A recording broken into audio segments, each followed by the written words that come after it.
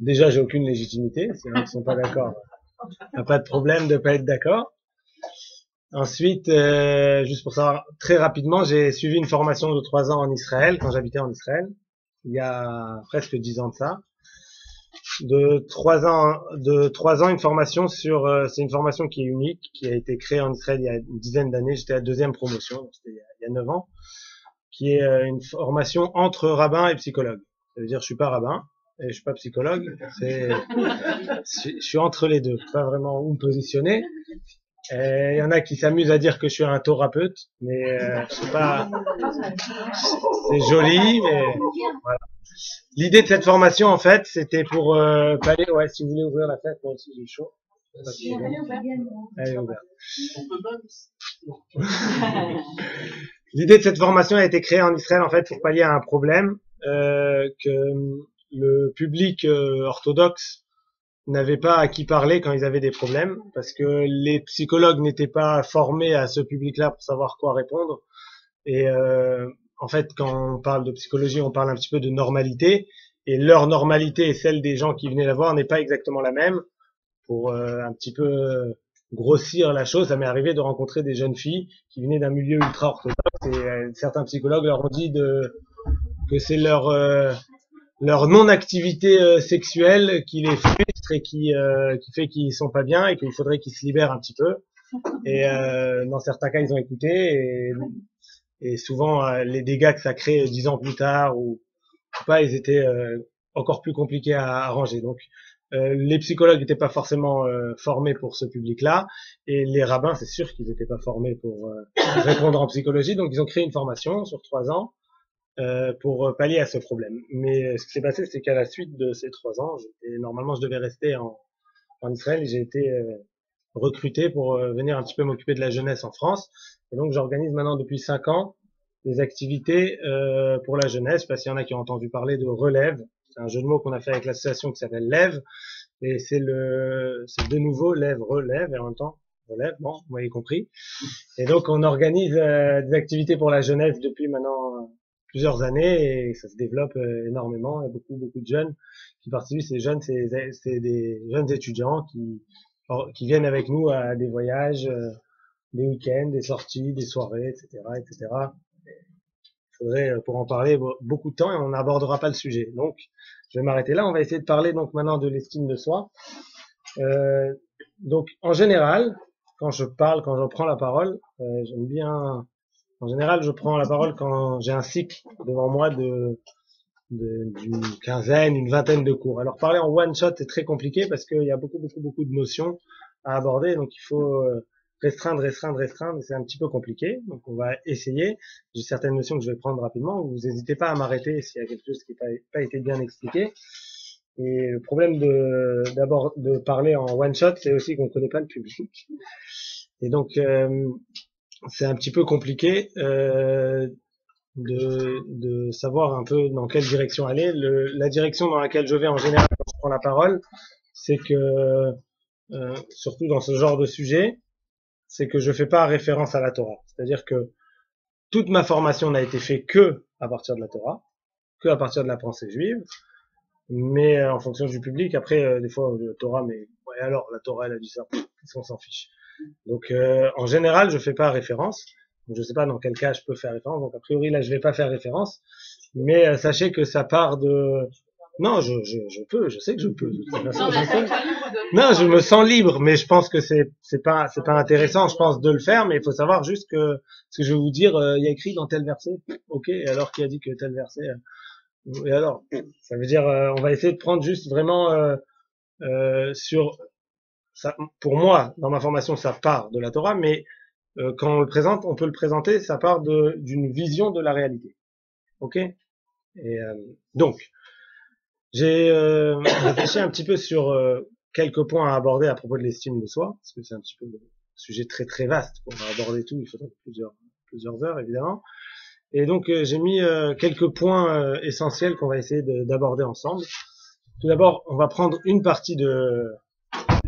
seule partie dans dans le manque de confiance en soi. Le manque de confiance en soi, c'est un sujet super, méga, hyper à la mode. En général, quand on va voir quelqu'un qui nous suit, En général, c'est le premier problème, à part les problèmes qu'on a avec les parents, mais deuxième, on va dire, problème, c'est du manque de confiance en toi.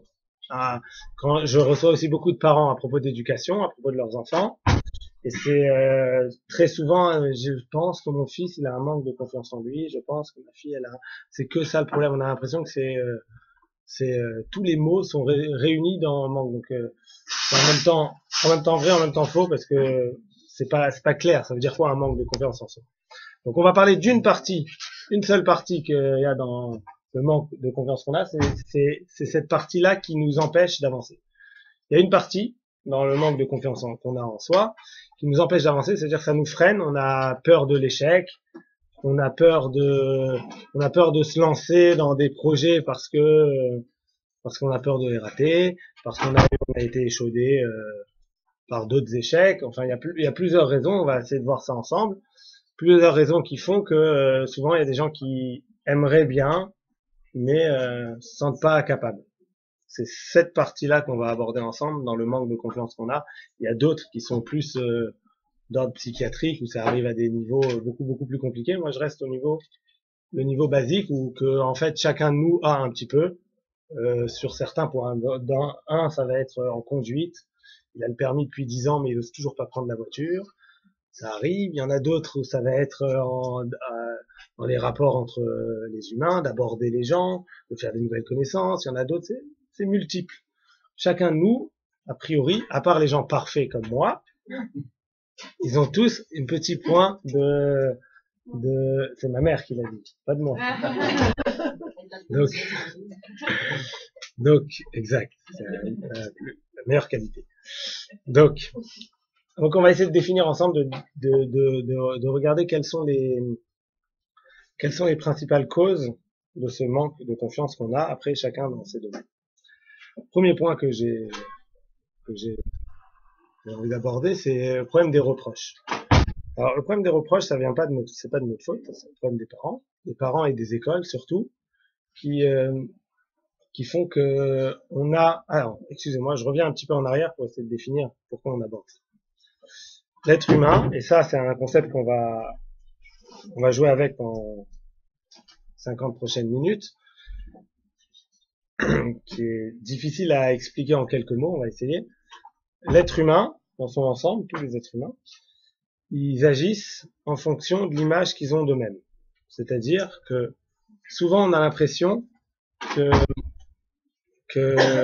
on agit en fonction de ce qu'on a envie, que si on a envie de faire quelque chose, on peut le faire, et que si on n'a pas envie, on peut pas le faire. Enfin, on n'a pas besoin de le faire. Ou alors, on va prendre un exemple un petit peu plus, pour y aller directement à l'essentiel. Un kleptomane, il y a certains psychiatres qui ont mis un nom là-dessus, des gens qui volent de manière, ils ont l'impression de ne pas pouvoir s'empêcher de voler. Il est convaincu à 100 000% que c'est pas bien de voler.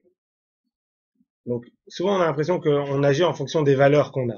Pas forcément. En fait, on agit en fonction de l'image qu'on a de nous-mêmes. C'est-à-dire, quelqu'un peut être convaincu que c'est pas bien de faire quelque chose et quand même agir dans ce sens-là. Encore une fois, quand je dis pas bien, je parle de valeur universelle, voler, une valeur universelle dans aucune culture, enfin, je connais pas en tout cas de culture qui dit que c'est bien de voler. Qui disent dans certains cas la mutuelle parce que c'est eux qui nous arnaquent.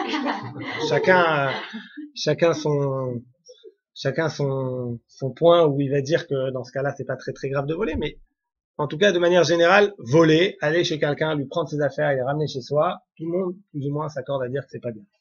Un kleptomane, il va dire aussi que c'est pas bien, mais il va dire ah, mais moi j'arrive pas à me retenir. Il va pas dire non pour moi c'est bien. C'est-à-dire que il agit en fonction de l'image qu'il a de lui-même. Il se, entre guillemets, je vais le schématiser, il a un petit bonhomme dans son subconscient qui a des dossiers, qui fait des recherches et il lui dit tiens, il y a un iPhone là, personne va me voir, je peux le prendre. Est-ce que je le prends ou pas? Alors il interroge le petit bonhomme dans le subconscient et le petit bonhomme il lui dit attends, regarde dans les dossiers, voler c'est un truc que tu fais d'habitude? Ah ouais, pas de problème, vas-y prends-le. Alors lui, il se dit non, je sais que c'est pas bien, mais comme je peux pas me retenir puisque c'est comme ça que je suis un voleur, je vole souvent, on le définit. Donc j'ai beau être convaincu qu'il n'y a pas de moralité là-dedans, je vais quand même agir dans ce sens-là. Et malheureusement, c'est ça qui a amené le fait que dans la société actuelle, je pense dans les autres peut-être aussi, il y a beaucoup de gens qui pensent que c'est par les reproches que les gens ils avancent. C'est-à-dire qu'à l'école, ça c'est flagrant, qu'il faut trouver le point dans lequel un enfant il est pas bien, et on va lui dire tiens, ce point-là c'est pas bien, et donc il faudrait que tu l'arranges. Alors que tout ce qu'on fait quand on parle du point pas bien chez un enfant, on développe chez lui l'image que bah, justement il est pas bien dans ce point-là, et donc au moment où il va interroger son subconscient, est-ce que je peux faire ça? Bon, ça va aller, ça va être en adéquation avec l'image qu'il a de lui-même, donc même s'il est convaincu que c'était pas bien, bah, c'est comme ça que je suis, donc c'est comme ça que je suis. Pour vous raconter une petite histoire là-dessus, une fois, il y a un prof qui est dans la classe expliquait à quel point c'est pas bien de, c'était un prof religieux dans une école religieuse en Israël, donc il expliquait à quel point vis-à-vis de la Torah, c'est très très très mal de mentir. Il expliquait que la signature d'Hachem c'est la vérité, c'est le sceau de la vérité, et donc mentir, on s'éloigne, on peut pas recevoir, je sais pas, des mots mystiques, etc. Et il y a un enfant dans la classe qui est parti dans un pleur hystérique. Euh, il n'arrivait même pas à le calmer tellement il avait. Alors il a envoyé tous les enfants en récréation, il allait s'occuper de lui. Il dit qu'est-ce que j'ai dit, qu'est-ce qu'il y a? Il dit ben moi je suis un menteur. Donc tout ce que vous avez dit ça. Il a dit ça veut dire quoi? T'es un menteur. Ça veut dire, tu mens beaucoup. L'enfant il a réfléchi.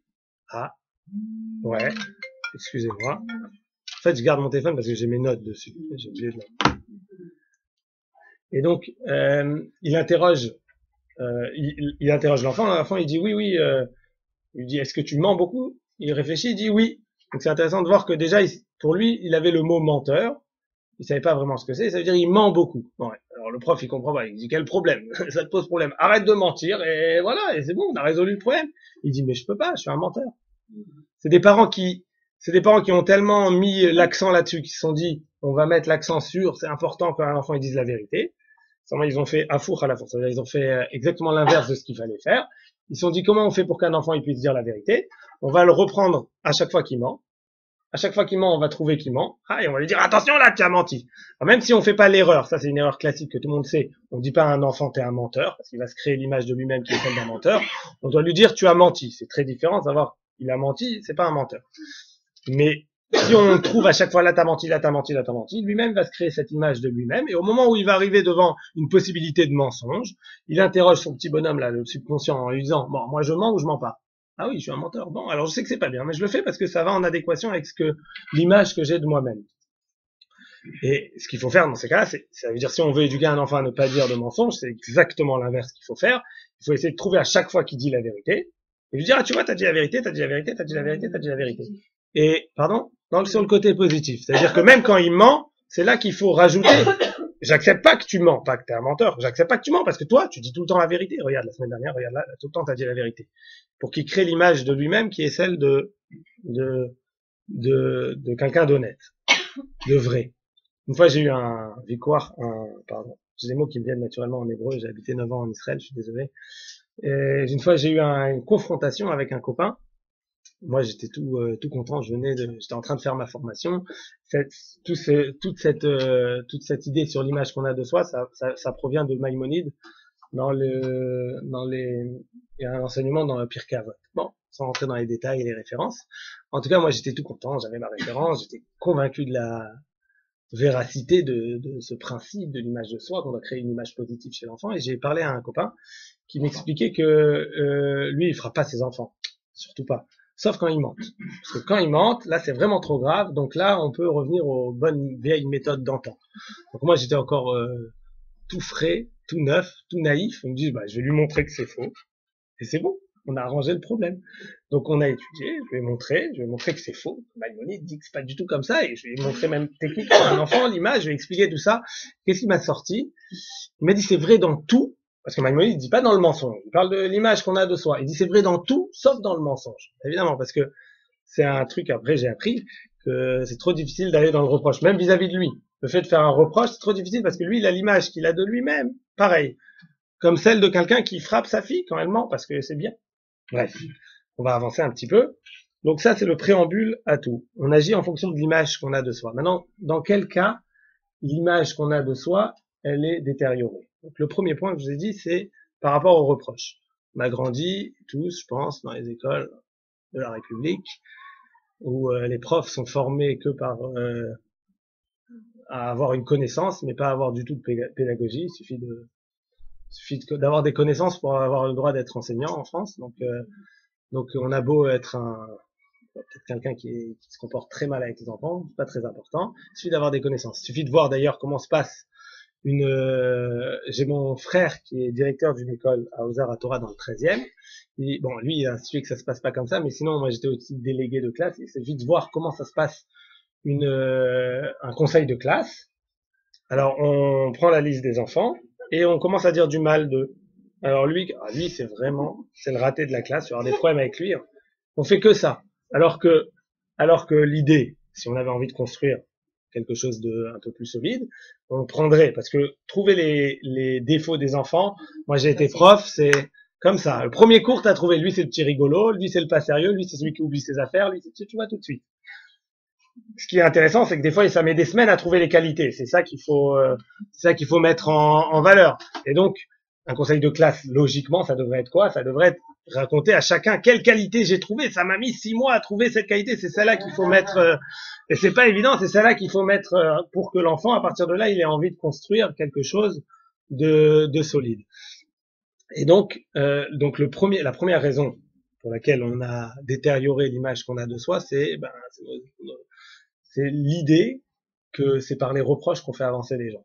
Il faut trouver les points négatifs chez les gens pour les faire avancer. Ça, c'est une absurdité monstre. Ça n'existe pas. Pour faire avancer quelqu'un, il faut trouver des points positifs, développer ça. La personne, elle kiffe le fait qu'il y ait quelque chose de positif et il va avoir envie d'avoir encore plus puisque c'est un kiff d'avoir quelque chose de positif.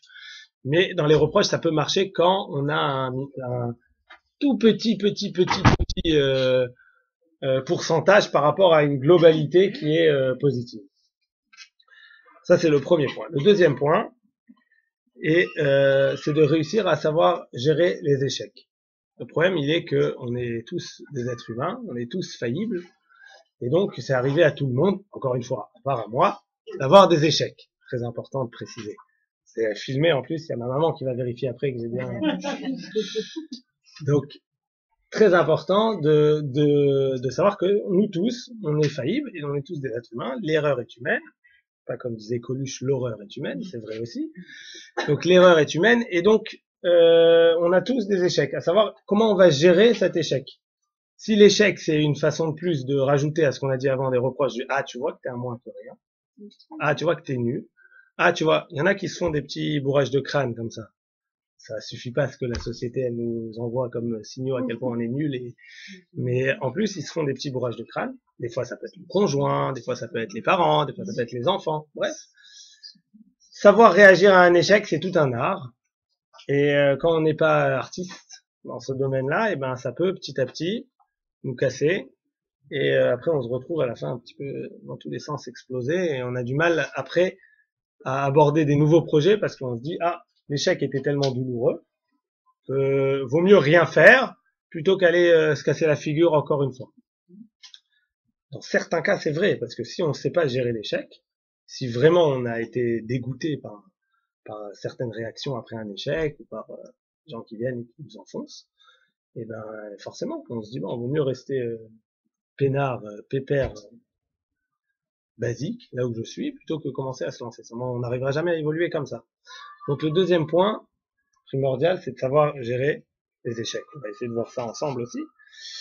Et le dernier point, et non des moindres, que j'ai mis, évidemment, et encore on pourrait parler des heures, mais que j'ai sélectionné pour, on va dire, les principaux d'après moi, c'est le regard des autres. Très très très très souvent, on agit dans la société pas parce qu'on a envie de faire quelque chose, mais parce que la société, les amis, les frères, les sœurs, les parents attendent de nous d'agir d'une certaine manière. Une fois, j'ai donné un cours sur l'éducation et il y a une madame qui est venue qui était en âge d'éduquer sûrement soit ses petits-enfants, soit ses arrière-petits-enfants. Et il n'y a aucun problème, c'est ouvert à tout le monde. C'était pas ça l'idée, mais ce qui était drôle, c'est qu'elle est venue me voir après le cours pour me dire que son fils est en train de faire quelque chose de terrible. Alors son fils a déjà 45 ans, il est installé, il est dentiste.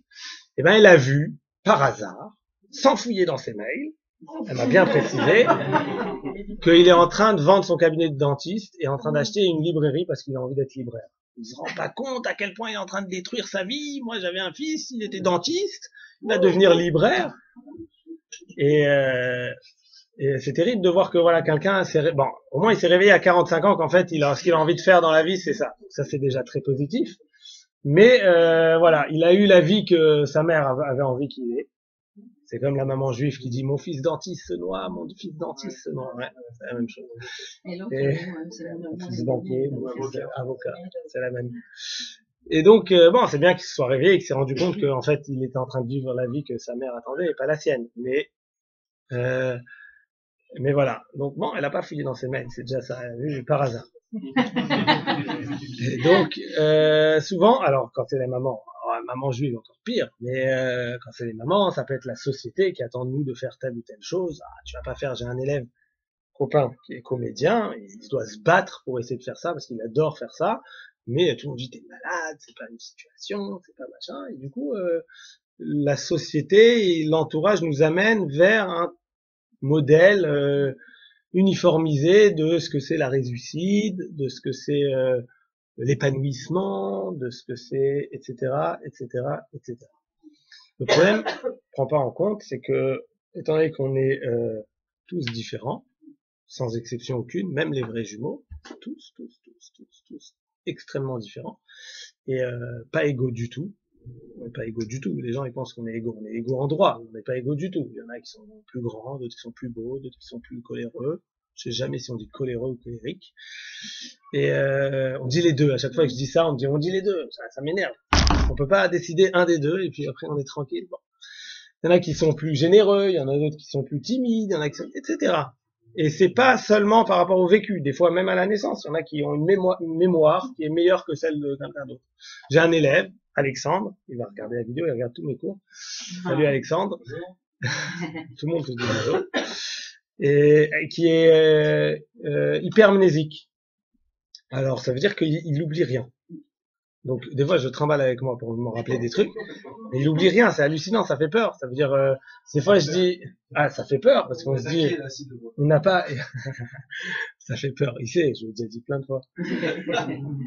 Je dis, dans un cours, par exemple, tiens, alors ça, c'est écrit, mais où c'est écrit déjà? Mais tu te rappelles pas, le 12 mars 2014, t'avais déjà dit, c'était écrit dans, il y a des gens comme ça. Ils ont une mémoire fabuleuse. C'est un don, c'est exceptionnel. Ça peut être très handicapant quand on a envie d'oublier quelque chose, mais c'est vrai, il y a certaines choses qu'on a envie d'oublier. Mais dans tous les cas, ça peut être un outil exceptionnel pour. Donc, il est en train d'emmagasiner c'est un puits de connaissances, dans le sens. En plus, ça intéresse, donc il est tout le temps en train de lire sur partout où il peut lire. Il a 21 ans. Il a découvert ce que c'est le judaïsme il y a 1 an tout juste. Et il a déjà emmagasiné sur le judaïsme beaucoup d'informations. Et donc ça, c'est les points, on va dire, essentiels. Je vais les reprendre. Premier point, c'est par les reproches. Les gens ont pensé que c'est par les reproches qu'on fait avancer quelqu'un, donc on a été abreuvé depuis tout petit de reproches. Et donc on a créé une image qui est de nous-mêmes, qui est, dans certains cas, encore une fois, hein, pas sur tout. Si on a eu une maman juive, on est déjà le plus beau mais après il y a d'autres points à part celui-là, sur lesquels on a été abreuvé qu'on a un problème. Je connais quelqu'un c'est une maman toujours qui lui a traité d'hypocrite, et il a beaucoup de mal avec ça parce qu'il ressent à chaque fois maintenant, même s'il fait un travail sur lui-même, il ressent ça à chaque fois, c'est un pic que dès qu'il entend le mot, donc ça c'est le premier point, c'est les reproches, parce qu'on a pensé que c'est par les reproches qu'on fait avancer les gens. Le deuxième point, c'était de savoir gérer les échecs. Et le troisième point, c'est de réussir à gérer le regard d'autrui, et c'est quelque chose, on va dire, d'extrêmement difficile. Alors, juste pour la petite histoire, parce que on m'a raconté ça hier, il y a quelqu'un qui m'a demandé hier pourquoi je suis habillé en pingouin noir et blanc, mais tout le temps. Je suis tout le temps habillé pingouin noir et blanc. Je comprends pas. Dans la Torah, personne t'oblige à mettre une chemise blanche, t'as qu'à mettre une chemise bleue. Il y a même des chemises violettes, très jolies. Pourquoi tu... Alors, ce que j'ai dit, c'est que le regard d'autrui, il est à double tranchant. Il peut être très négatif et il peut être très bénéfique. Ça veut dire, ça dépend comment on l'utilise, comme dans tout. comme dans tout, tout peut avoir une utilisation pour en faire quelque chose de très intéressant, et tout peut avoir une utilisation pour en faire quelque chose de très très très désintéressant. Je veux dire, en l'occurrence, j'ai un élève qui s'appelle Rémi, je cite beaucoup mes élèves, c'est d'eux que j'apprends le plus, qui m'a dit, moi je mettrai jamais la kippa. Dans la rue, jamais je mettrai la kippa. Je dis, ok, pourquoi tu mettras jamais la kippa? Il m'a dit, parce que comme je mange dans les endroits, je sais pas, les bars à huîtres et à machin, parce que c'était quand j'habitais à Marseille, il y a beaucoup de bars à huîtres. Quand je mange et que je m'assois au café et tout, et que j'ai envie de manger une bonne huître, machin, ça se fait pas si j'ai la kippa, parce que dans la Torah, on n'a pas le droit de manger des huîtres. Donc, si j'ai ma kippa, il y a j'envoie un message contradictoire, donc c'est pas joli par rapport à ma kippa de trucs. Et je lui ai dit, bah, c'est exactement pour ça que moi je mets la kippa. Je lui ai dit, parce que si un jour j'ai hyper envie d'aller dans un bar à huîtres, je vais me dire, attention, j'ai ma kippa, ça se fait pas de s'asseoir ici. C'est exactement la même chose avec la chemise blanche. C'est-à-dire, je suis censé représenter une certaine partie de gens pingouins qui veulent être très stricts avec le respect d'autrui et toutes les valeurs de la Torah.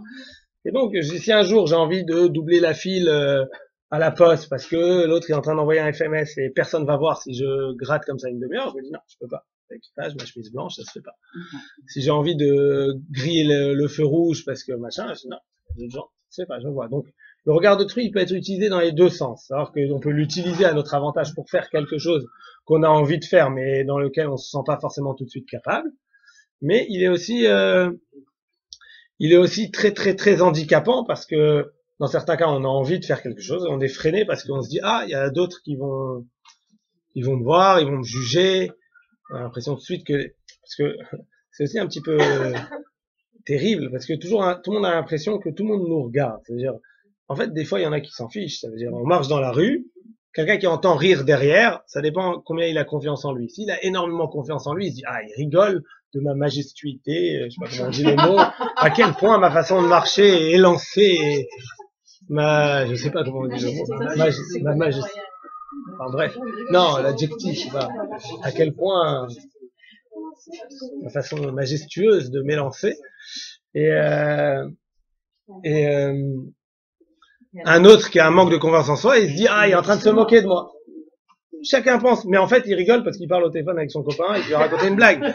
On a toujours l'impression que tout est, mais ça vient sans rentrer exactement dans la psychologie de l'enfance. Quand on a grandi que tout était envers nous jusqu'à ce qu'on se sépare de notre maman. On va pas rentrer là-dedans. Mais en gros, on a toujours l'impression mais en fait, il y en a qui ne regardent pas, ils s'en fichent. Ils ont leur vie et eux-mêmes, ils sont déjà en train de penser tous ceux qui le regardent. Donc, ils n'ont pas le temps d'aller se regarder pour penser. Non. Le fait est que, voilà. Mais on a toujours l'impression que les gens, ils nous observent, ils nous jugent. Donc, on va essayer de savoir comment on peut se défaire de ça. C'est pas évident, c'est pas évident. Moi, personnellement, j'ai pas beaucoup d'expérience là-dedans parce que j'ai été éduqué depuis tout petit, j'ai grandi à Strasbourg. J'ai été éduqué depuis tout petit à en avoir rien à cirer du regard des gens. Mais vraiment rien. Alors, disons que j'ai pas beaucoup d'expérience là-dedans parce que ça a été plus évident pour moi parce que depuis tout petit, ça veut dire ce que les gens ils pensent de moi, c'est vraiment j'ai même du mal à alors, je vais raconter une petite histoire là-dessus, très rapide. Je sais pas si vous étiez au cours de mon beau-frère qui a donné cours tout à l'heure, le Rav Drey. Vous étiez au cours de mon beau-frère, il a donné cours à la place de Rav Lemel à l'espace. C'est mon beau-frère, il est marié avec ma sœur.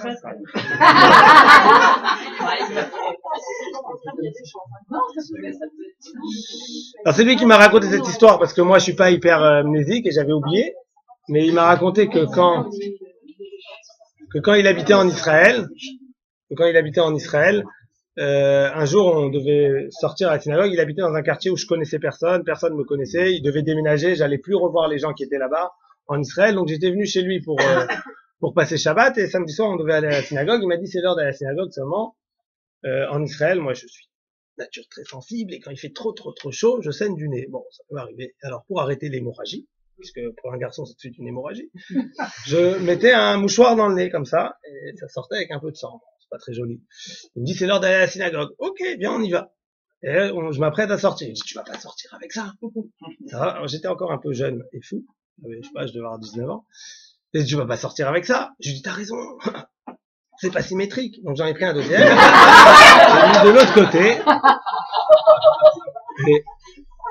C'est lui qui m'a raconté ça après, parce que j'avais oublié. C'est un truc complètement naturel pour moi. On est sortis comme ça ensemble, et les gens me regardaient comme ça. Et ça qui m'a rappelé, il me regardait comme ça, et il m'a rappelé que moi je les regardais comme ça aussi. Genre, et il m'a dit, moi je marche pas avec toi, hein, tu marches devant, et donc on a fait ça. Bon, après, mais quand on y réfléchit, c'est des gens qui, quand ils sont rentrés chez eux, ils ont pas dit, tiens, j'ai vu Raphaël Gottfarstein, il est complètement cinglé. Ils ont dit, j'ai vu un cinglé dans la rue. Qu'est-ce que ça me change à moi qu'ils aient dit qu'ils ont vu un cinglé? C'est pas des gens que je connais, c'est pas des gens que je vois, c'est pas des gens que je vais revoir. Il y a aucune raison que ça m'atteigne. Alors je dis, le première étape pour en avoir rien à tirer de regarder des gens, c'est déjà en avoir rien à tirer des gens qui ne connaissent pas. Première étape. Il y a des gens qui ont tellement pas confiance en eux qu'ils ont peur d'appeler chez le médecin pour prendre rendez-vous. En général, c'est une Christiane qui répond du Maroc. Je ne sais pas pourquoi elle s'appelle Christiane, qui est un standard téléphonique, qui fait un nom parmi d'autres, elle sait pas, elle prend juste le rendez-vous. Et les gens qui ont peur de ça, qui sont freinés là-dedans, qui sont freinés. Déjà, la première étape, c'est de réussir à le faire dans des gens qui connaissent pas, qu'on n'a jamais vu, qu'on va jamais revoir. Il y a des gens qui s'excitent sur la rue, par exemple, sur la route, pardon, parce que quelqu'un nous a fait une queue de poisson. Moi, j'ai quelqu'un qui m'a appelé, il m'a dit, t'es dans quelle rue, t'es tout, j'ai vu la voiture comme la tienne, il y a quelqu'un qui m'a fait une queue de poisson, qui t'a fait une queue de poisson. J'ai dit, non, moi, je suis sur une autre route, c'est pas moi et tout. Je dis, ah, mais pourquoi tu voulais savoir? Il me dit, parce que sinon, on lui aurait montré ce que c'est de faire une queue de poisson comme ça. Je dis, qu'est-ce qu'on lui aurait montré? On lui aurait montré qu'il y a une Renault Scénic qui est revenue, qui t'a doublé. Je crois qu'il se rappelle qu'il a fait une queue, pour lui, il a fait une queue de poisson, une Renault Scénic. Il a pas fait une queue de poisson à Raphaël Gottfarstein, il me connaît pas. Qu'est-ce que j'ai besoin de lui montrer maintenant? À quel point ça peut être ridicule de se dire, là, il me regarde que, il t'a fait, que t'as même pas réussi à lui rendre ce qu'il t'a... Il m'a rien fait à moi, il a fait à une Renault Scénic. Bon, ok. S'il avait fait à une autre Renault Scénic, ça me dérangerait? Pas tellement. Il n'y a aucune raison que ça me dérange, là. Donc, mais on n'est pas vraiment dans la je vais avancer maintenant sur la pression sociale, on doit développer un petit peu plus que ça, on va essayer d'avancer un petit peu, parce que sinon, vu le temps, on va pas arriver à ce qui intéresse tout le monde. À partir de, dans 10 minutes, on sorte et que on puisse faire tous les projets qui me tiennent à cœur depuis des années.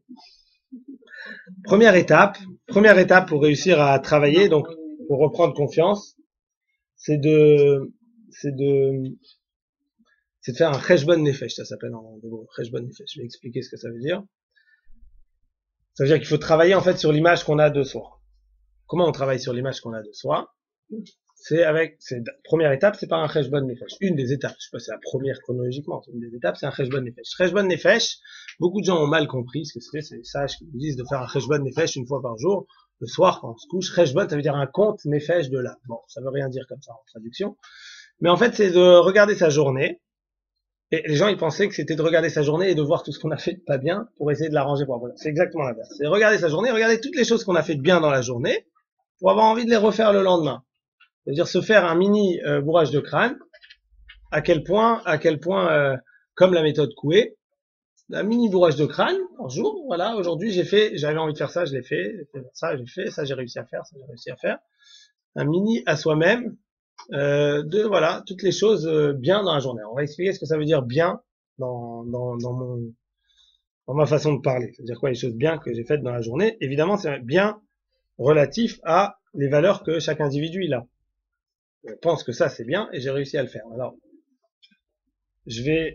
on va laisser en suspens réussi, parce que le mot aussi il est compliqué, parce qu'on ne réussit pas tout, et on va essayer d'expliquer un petit peu ça, ce que ça veut dire, quoi réussir. Quand je dis réussi, en fait c'est pas réussi, c'est réussi à faire l'effort. C'est-à-dire que on est tous faillibles, on est tous des êtres humains, et donc ce que la société elle met sur un piédestal, c'est la réussite. Alors, la réussite. Réussir dans quelque chose. Mais jamais faire l'effort de réussir. Ça intéresse personne. Ça veut dire, alors que, sans prendre de référence dans la Torah, mais je le fais quand même, dans la Torah, tout ce qui est important, c'est l'effort, pas la réussite. Bref. C'est de là qu'on apprend, quoi, pour moi, pour la techniquement, de nos jours. Et donc, vous prenez n'importe quel employé qui va voir son patron et qui lui dit j'aimerais une augmentation.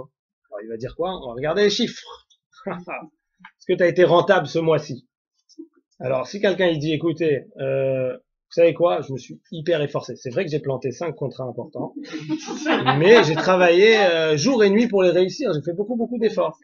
Alors, le patron, il va lui dire c'est très gentil, Et tu viens de me faire penser qu'il faut que je trouve quelqu'un d'autre pour te remplacer. Et si un autre employé qui vient, qui se lève à 11 heures du matin et qui arrive à midi et qui repart à 2 heures, fonctionnaire, il arrive et qui dit je veux une augmentation, il va dire regarde les chiffres. Ah, regardez, 5 gros contrats ce mois-ci. Il va dire ah oui, tu mérites, il n'y a pas de problème. Mais il a fait aucun effort pour réussir parce que c'est facile pour lui. Il a la chat ou parce qu'il vend au téléphone pour vendre un produit, peu importe. Mais pour lui, c'est hyper facile. Et la société, qu'est-ce qu'elle va mettre sur un piédestal? La réussite. Combien t'as réussi? Pas l'effort. Et c'est ça qu'il faut réussir à casser chez soi-même. C'est-à-dire que quand je dis faire le cheshbon nefesh et réfléchir tout ce qu'on a eu comme réussite dans la journée, réussite d'effort, je parle. C'est-à-dire, j'ai essayé de faire un truc, j'ai pas réussi, pas grave, parce que personne n'est obligé de réussir, ce qu'on est obligé c'est d'essayer. Et donc, au moment de mon cheshbon nefesh, je me dis, purée, j'ai essayé ça. Bon, j'ai pas réussi, c'est pas grave, ça, on s'en fiche. Mais j'ai essayé. Donc, je suis plus la même personne que ce matin où j'avais pas encore essayé de faire telle chose. Bon, peut-être la prochaine fois je réussirai, ou peut-être je réussirai pas, peut-être c'est pas fait pour moi. Au bout de quelques fois, je sais que c'est pas fait pour moi. Chercher autre chose, un autre domaine sur lequel je peux réussir. Mais, bon, c'est déjà bien, j'ai essayé ça. C'est pas déjà bien, c'est ça la réussite. C'est d'avoir essayé. Ça, c'est le premier point pour le cheshbon nefesh, pour réussir à retravailler sur l'image qu'on a de nous-mêmes. Ensuite, le point suivant, on avait parlé, il me semble, des chutes, des échecs. Alors, comment faire pour que les échecs, ce soit des tremplins et pas des raisons en plus de s'apitoyer sur ah, j'arrive pas, je suis un moins que rien, je suis nul. J'entends souvent des phrases comme ça. De toute façon, je n'arriverai jamais, ça vaut pas le coup d'essayer, puisque de toute façon, je vais rater, etc. Donc, un des points les plus importants pour que les chutes, elles soient pas des freins, c'est ce qu'on disait exactement juste avant, tout est lié, en fait, c'est de savoir aborder l'échec. L'échec, c'est un échec que parce que on prend comme but la réussite du projet en tant que réussite sociale ou en fonction des codes que les gens ils vont me dire. Par exemple, voilà, je vais prendre l'exemple d'une élève qui est passée chez moi ce Shabbat et qui a eu, la pauvre, un énorme accident de voiture et qui a beaucoup de mal pour rentrer dans une voiture. Tous ces transports maintenant en transport en commun, elle n'arrive plus à rentrer dans une voiture. Sans rentrer dans le traumatisme, etc., ce qui se passe là-dedans. Hier soir, elle a décidé pour la première fois de re-rentrer dans une voiture. Enfin, deuxième fois, une fois elle était rentrée avec moi déjà quand on a été fait le truc. Et là, elle voulait pour la deuxième fois rentrer dans une voiture. Elle s'est mise à pleurer juste avant, c'était très difficile pour elle. Et finalement, si elle avait pas réussi, finalement elle est rentrée en voiture. Mais finalement, si elle n'avait pas réussi, on aurait dit bon, elle a raté. Alors que elle, au moment du soir, elle aurait dit bon, j'ai encore essayé. C'est ça qu'elle devrait se dire. J'ai encore essayé. Non, là, j'ai pas encore réussi. Et tout le monde dit. Alors là, on comprend bien parce qu'il y a un traumatisme avant. Et donc, on va pas comparer par rapport à dire, oh, mais c'est facile de rentrer dans une voiture. N'importe quel enfant, il y arrive même. Ah oui, mais l'enfant, il a pas vécu un traumatisme là-dessus. Donc, chaque être humain est différent. Donc, il faut essayer de comprendre bien ressentir que chacun est différent. Et que donc, ce qui est difficile pour quelqu'un est peut-être facile pour l'autre. Ce qui est facile pour l'autre est difficile pour l'autre. Et ce qu'on va prendre et mettre sur un piédestal, ça va être le fait d'avoir essayé. Pas le fait d'avoir réussi en fonction des codes de qu'est-ce qui est réussi et qu'est-ce qui est raté. Ça, c'est un point extrêmement important. Là, on va avancer sur un truc qui est très difficile à aborder, en un peu de temps en tout cas. C'est le problème de la comparaison aux autres. Très souvent, et ça aussi, ça vient de la gentille éducation qu'on a eue dans l'école, qu'il y a des notes, et que maintenant j'ai dans le carnet de mes enfants, non seulement il y a sa note et sa moyenne, il y a les notes moyennes de la classe, il y a moyenne du moins bon et moyenne du meilleur. Ça veut dire comme ça, si t'es le moins bon, tu sais que t'as pas d'espoir. Tu dis, je suis vraiment le plus nul. Si t'es le meilleur, tu dis, bah, j'ai plus aucun effort à faire, c'est bon, je suis le meilleur, etc. Absurdité sans nom. Ça se passe, j'ai l'impression, plus ou moins partout comme ça. Et ça vient de là, qu'on va prendre des êtres humains qui sont tous différents, on va les mettre dans une classe tous ensemble. Alors, dans une classe, c'est pour les enfants, mais pour les adultes, c'est pareil. On va prendre des êtres humains qui sont tous différents, on va les mettre dans la même société, et on va les comparer, les résultats. Et donc on va dire, lui il est bien, il n'est pas bien, et on va se comparer. Et de ce fait-là, les êtres humains, nous tous, on a pris l'habitude de nous comparer aux autres. Ça veut dire que pour moi, c'est pas une réussite. Pourquoi? Parce que lui qui est encore plus jeune que moi, il a déjà réussi à faire ça et pas moi. Mais qu'est-ce que t'en sais? Si ça se trouve, lui, c'est plus facile pour lui. Ça, on prend pas en compte. On prend en compte que ça, c'est une réussite. Et donc, lui, alors, il y en a qui disent, la grande question, c'est toujours, alors à qui il faut se comparer? Est-ce que je dois me comparer à mieux que moi? Si je me compare à mieux que moi, je déprime et je me dis, je suis à moins que rien et je fais plus rien. Et si je me compare à moins bien que moi, eh ben je me dis, ah, génial, j'ai plus besoin de faire d'efforts. Donc tout le monde dit, ah, il faut se comparer à, tu vois, même quand on dit, il faut se suffire de ce qu'on a, ben, au niveau matériel, au lieu de comparer à telle personne qui gagne beaucoup mieux sa vie, compare-toi au petit Pakistanais qui, lui, comme ça. Mais les deux, d'après moi, sont ridicules. Les deux. Alors à qui on se compare? Alors ça veut dire quoi, personne? Alors comment j'ai ma propre échelle pour savoir si j'évolue ou pas? Je voulais lancer. Alors à qui on se compare? À soi, tout simplement. Qu'est-ce que je me compare? Est-ce que je me compare à l'autre mieux ou à l'autre moins bien? D'abord, l'autre mieux, ça n'existe pas, et l'autre moins bien, ça n'existe pas. On n'a pas dans la vie d'efforomètre. Ça n'existe pas. J'ai pas de machine qui s'appelle l'efforomètre pour savoir qui c'est qui fait beaucoup d'efforts et qui c'est qui fait pas beaucoup d'efforts. Seule valeur de quelqu'un, c'est combien il s'efforce dans la vie. C'est pas combien il réussit. Et donc, comparé à un tel qui réussit mieux, c'est faux, parce que d'abord, il réussit pas mieux parce que tu sais pas. Parce que t'as pas d'efforomètre, c'est peut-être plus facile pour lui. Comparé à moins bien non plus, ça veut rien dire moins bien. Il est peut-être pas moins bien, il a plus de mal que toi. Dans les deux sens, c'est ridicule. Donc, tu te compares par rapport à toi-même. Ça veut dire quoi par rapport à toi-même? Tu prends sur l'évolution, sur le temps. Tu prends l'échelle du temps et tu regardes. Il faut que je sois meilleur que la semaine dernière. Il faut que je sois un petit peu moins bien que la semaine prochaine. C'est tout. Je prends ça comme échelle de comparaison pour pouvoir savoir si j'avance dans la vie ou pas. Et au lieu de comparer, la société, elle nous fait passer le message que non, il y a des codes, il y a des machins, il faut se comparer dans les classes et trucs, dans la société c'est comme ça, etc. Les êtres humains, ils sont comparés tout le temps et continuellement les uns avec les autres. Malheureusement, et c'est ça qui crée on va dire un traumatisme, ça va être un grand mot, mais complication à avancer parce que je vais toujours, en fonction de combien j'ai d'estime de moi, je vais comparer à ce qui a l'air plus et ce qui a l'air moins, et ça c'est complètement, alors allez, je vais le placer quand même, c'est complètement anti-Torah, complètement.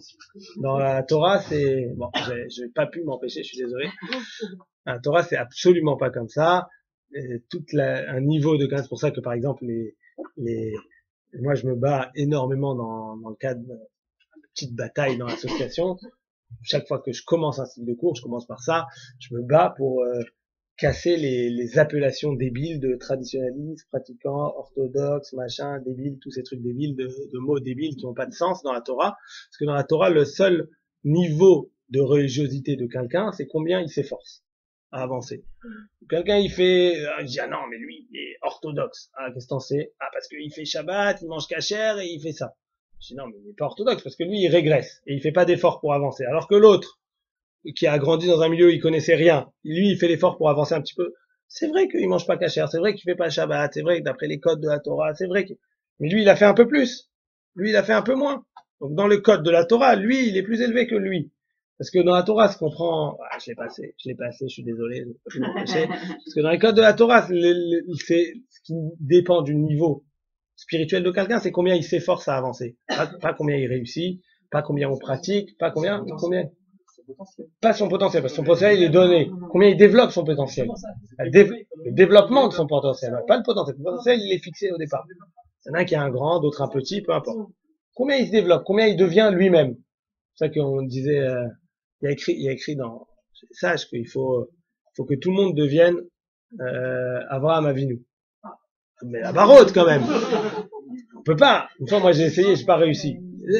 On peut pas. Non, ça veut dire quoi? Ça veut dire de la même manière que lui il a développé à 100% son potentiel, de la même manière nous aussi on doit devenir Avraham Avinu, nous-mêmes devenir moi Raphaël Gottfarstein, développer à 100% mon potentiel.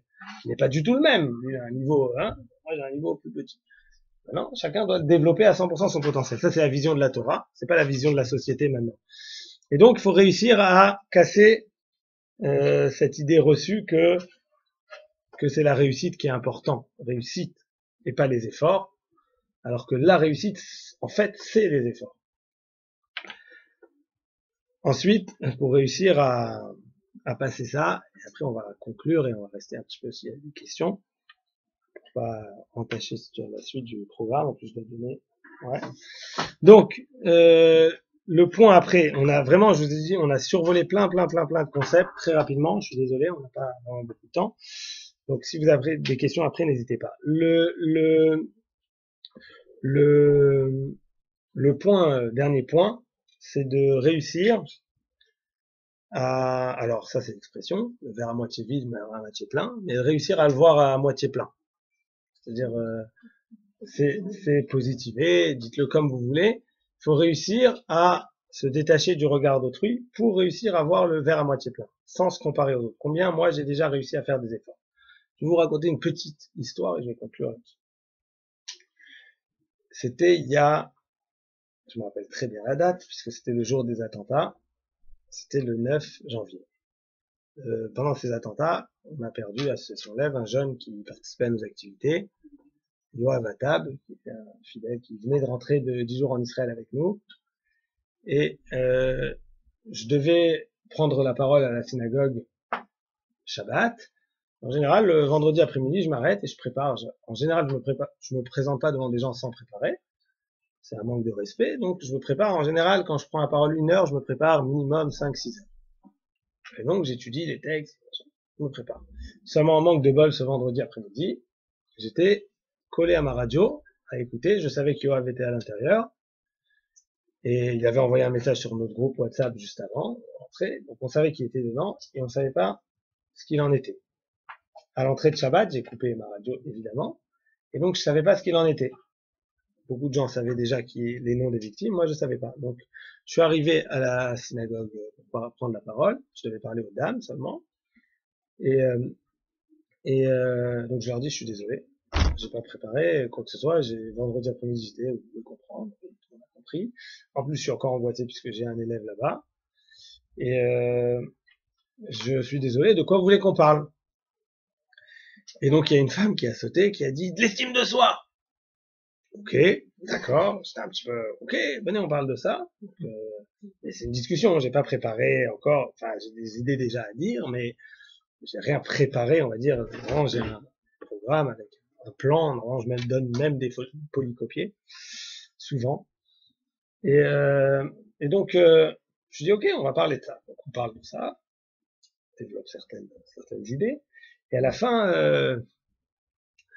elle me dit, oui, c'est vrai, tout ce que vous dites, c'est vrai, c'est très bien et tout, mais moi, je vais vous raconter mon histoire. Et elle me dit que dans le cadre de certaines études que je fais de Torah, un cycle d'études pour femmes, on a demandé à toutes les femmes de prendre la parole en public pour dire un petit mot, un petit Dvar Torah, 5-10 minutes. Et c'était extrêmement difficile pour moi. Et en fait, comme j'ai ce problème depuis longtemps, j'avais décidé, pour travailler l'estime que j'ai de moi-même, de faire du théâtre. Donc, c'est du théâtre. Et donc, elle a réussi à prendre la parole en public, elle a préparé quelque chose, 5-10 minutes, et elle a exposé en public. Je ne comprends pas pourquoi elle me raconte cette histoire, c'est parfait, c'est génial. Continue l'histoire. Après, pendant le repas, j'entends parler derrière moi, sur moi, quelqu'un qui dit, t'as vu, elle a pris la parole devant tout le monde. Et une qui répond, ouais, mais pour elle c'est facile, elle fait du théâtre. Elle me le dit comme ça m'a cassé. Alors, toutes les femmes qui étaient là, mais non ma chérie, ça se dit toujours ma chérie, mais non ma chérie, il faut pas le prendre comme ça, il faut s'en ficher. T'as entendu ce qu'il a dit le rabbin? Des fois, il y a des endroits où on m'appelle le rabbin. T'as entendu ce qu'il a dit le rabbin? Il faut en avoir rien à cirer du regard des gens, etc. Bon, ça a commencé, et donc je laisse la discussion avancer un petit peu comme ça, et tout le monde qui essaye de la rassurer, mais non, faut pas le prendre comme ça, c'est pas grave. Alors, après j'ai, ok, on arrête, je vais juste analyser ce que vous avez dit. Moi, j'ai envie de comprendre pourquoi vous racontez ça, que ça vous a fait de la peine. Qu'est-ce qu'elle a dit, la dame? Elle a dit, vous aviez un problème, vous avez cherché une solution pour le résoudre, vous avez entamé la solution pour le résoudre, et vous avez réussi. Vous avez pris la parole en public. Qu'est-ce qu'elle a dit de mal? Elle a dit que des choses bien sur vous. Ah, un peu étonné. Je sais plus quoi dire.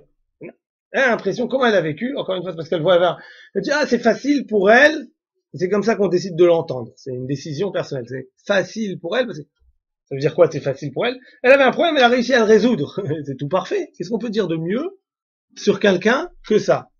Si quelqu'un, il arrive à prendre la parole en public, bon, ok, tant mieux pour lui. Peut-être qu'il a la facilité. Quelqu'un qui n'y arrivait pas, il a cherché une solution. Et à la fin, il a réussi complètement. C'est le top. Même pas que l'effort, il a réussi. Et pourtant, comment on l'entend? On l'entend de manière négative. Et donc, c'est ça qu'il faut aussi travailler, apprendre à traduire ce qu'on entend avec le verre à moitié plein. Et là, je vais le placer encore une fois. C'est une des raisons, je suis désolé. C'est une des raisons pour laquelle c'est interdit de dire du Lachon Hara. Contrairement à ce qu'on pense. Il y a beaucoup qui pensent que dire du Lachon Hara, c'est aussi vrai. C'est parce qu'on va faire du mal à l'autre. Mais dire du Lachon Hara, c'est interdit même si je fais pas du mal à l'autre. Si l'autre, il a jamais été au courant et s'il va jamais savoir. Pourquoi? Parce que dire du Lachon Hara, c'est se faire mal à soi-même. Aussi. Et avant tout, à soi-même. La base du Lachon Hara, il est appris dans la Torah. Ah non, je peux pas.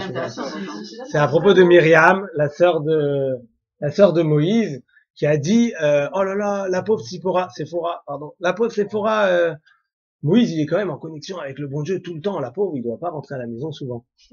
Elle a dit ça. C'est ça le Lachon Hara, c'est de là-bas qu'on a. C'est pas ça le Lachon Hara. Le bon Lachon Hara, c'est quoi? T'as entendu que... C'est ça. Elle a plaint sa belle-sœur parce que son mari, ça a pas l'air du Lachon Hara. Ça, en tout cas, ça a pas l'air d'être le gros paquet Lachon Hara de quand on téléphone à quelqu'un, on dit, au fait, tu sais quoi? La dernière nouvelle, c'est pas du Lachon Hara, mais... Voilà, toujours, parce que il y a le mot mais, c'est un mot magique, c'est pour pouvoir passer. Ça veut dire, c'est comme quand quelqu'un fait une rupture. Je t'aime beaucoup, mais c'est une passée, c'est un mot magique pour faire passer certaines idées. Donc, c'est pas pour dire du mal, mais, et on raconte un truc bien croustillant. Bon. Et là, elle a juste plein. Alors, bon, ça va, quoi. Et ben, en fait, pourquoi? Parce que, au moment où elle a fait ça, elle a vu le verre à moitié vide. Au lieu de voir, c'est incroyable la connexion qu'il y a en direct entre Dieu et Moïse, un truc exceptionnel qu'il n'y a jamais eu, qu'il n'y aura jamais, toi tu vois le côté négatif. C'est vrai qu'il y a un côté qui est embêtant pour sa femme. Mais regarde le côté exceptionnel qu'il y a aussi là-dedans. C'est parce que quand on dit Lachon Hara, ça veut dire qu'on se focalise sur le côté négatif au lieu de se focaliser sur le côté positif. C'est ça qui est négatif pour nous quand on raconte du Lachon Hara. Au lieu de voir le positif chez les gens, on voit le négatif. Et de la même manière, si on s'efforce à voir le négatif chez les gens, on le voit aussi chez soi-même, parce qu'on s'habitue à voir le négatif. Donc on va voir chez soi aussi le négatif au lieu de voir le positif. C'est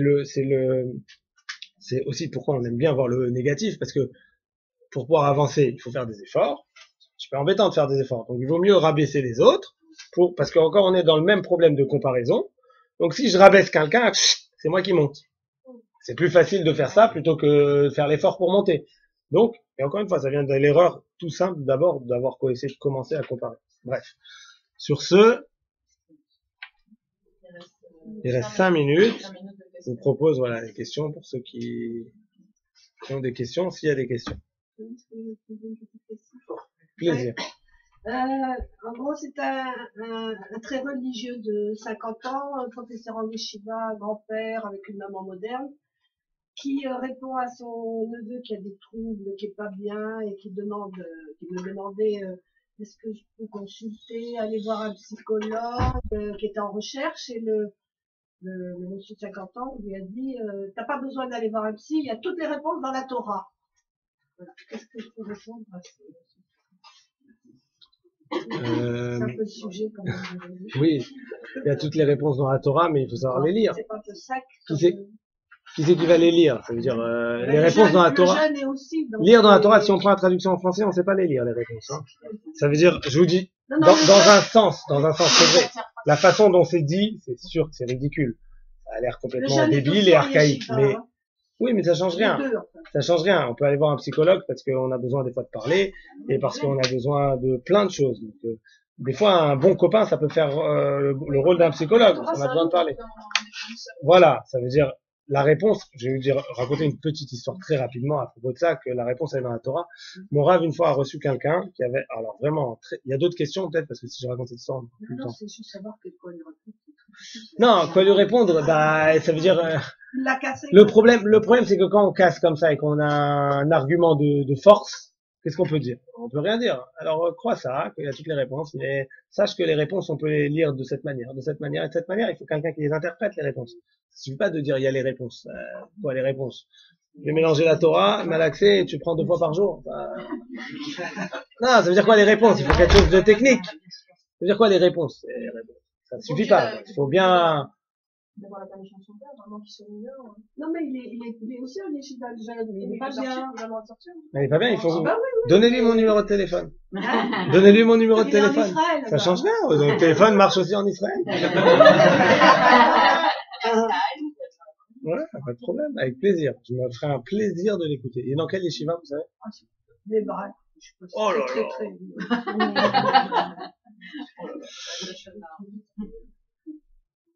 Oui.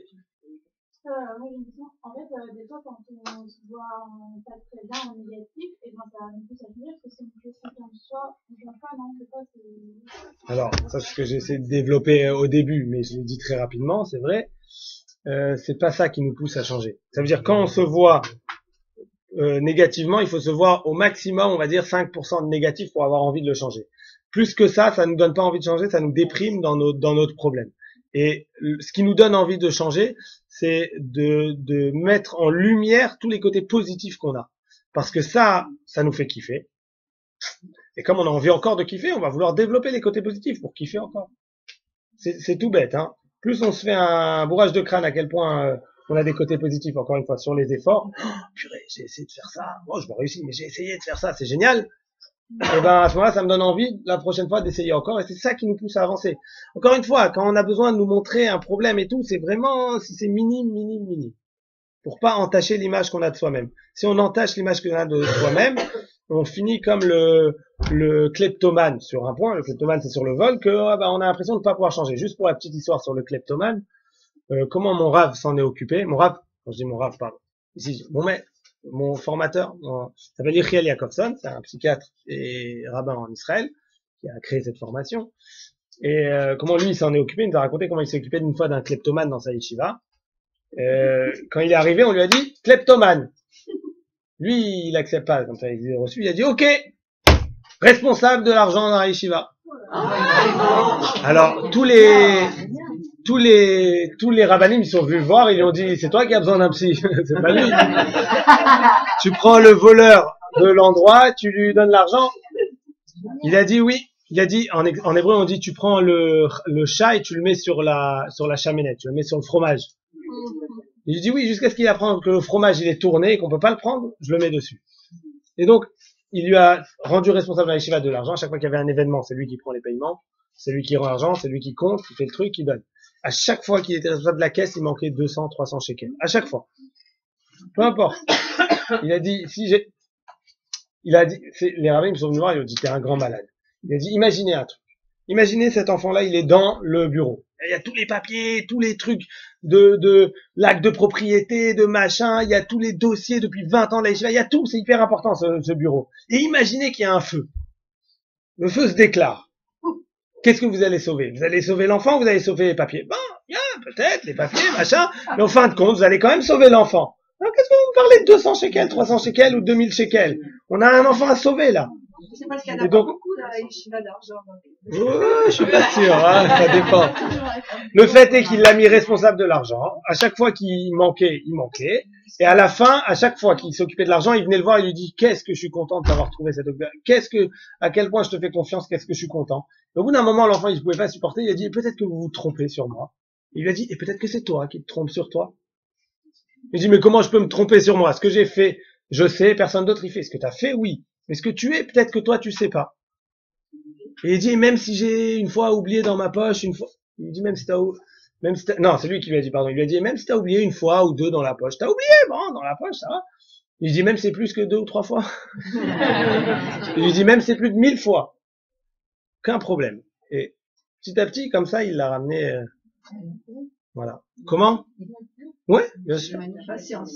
Ouais, il faut du temps. Hein. Faut pas imaginer qu'on a une réponse comme ça et que 2 semaines après, on va dire arrête de voler, sinon tu vas rentrer en prison. Donc on est tout à fait à l'opposé du type d'explication psychanalytique, du type je vole quelque chose à quelqu'un pour pour être lui-même, par exemple. À moi, tous ces dans la concepts maison, un petit peu abstraits. Il y a juste sur la problématique de la confiance qui est très très intéressant. Il y a des écoles de réinsertion.